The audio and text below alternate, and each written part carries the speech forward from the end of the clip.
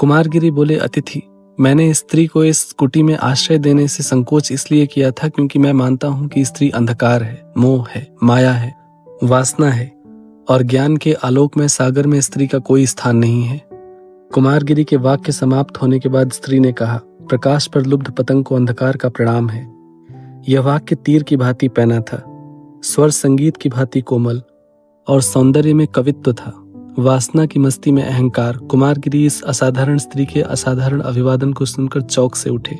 कुमारगिरी चित्रलेखा की ओर मुड़े और उन्होंने कहा, नर्तकी चित्रलेखा, तुम्हारे कवित्व की कर्कशता पर उन्माद का आवरण है, तुम्हारे विष को तुम्हारा सौंदर्य छिपाए हुए है।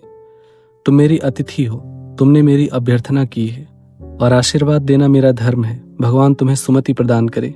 और चित्रलेखा हंस पड़ी। सुमति के अर्थ में भेद होता है योगी।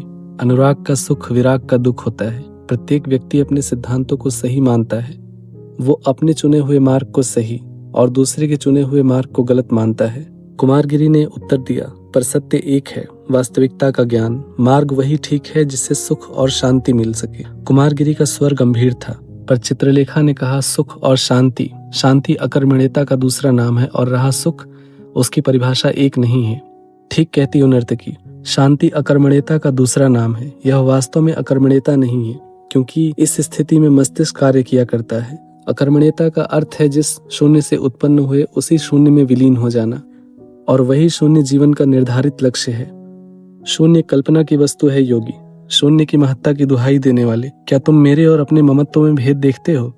यदि हाँ, तो तुम शून्य पर विश्वास नहीं करते, और यदि नहीं तो तुम्हारा ज्ञान, अंधकार, सुख और दुख, स्त्री और पुरुष तथा पाप और पुण्य का भेदभाव एक मिथ्या है। मनुष्य को जन्म देते हुए ईश्वर ने उसका कार्यक्षेत्र निर्धारित कर दिया है।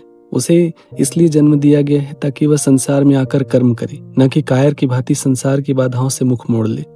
और सुख तृप्ति का दूसरा नाम है। तृप्ति वहीं संभव है जहाँ इच्छा है, वासना है। तर्क का अंत नहीं होता है नर्तकी। सत्य अनुभव की वस्तु है। अनुभव और विश्वास बिना इसके मनुष्य ज्ञान प्राप्त नहीं कर सकता। तुम में ज्ञान है, पर उस ज्ञान का कोई पथ प्रदर्शक नहीं है, और मुझे तुम पर दुख है।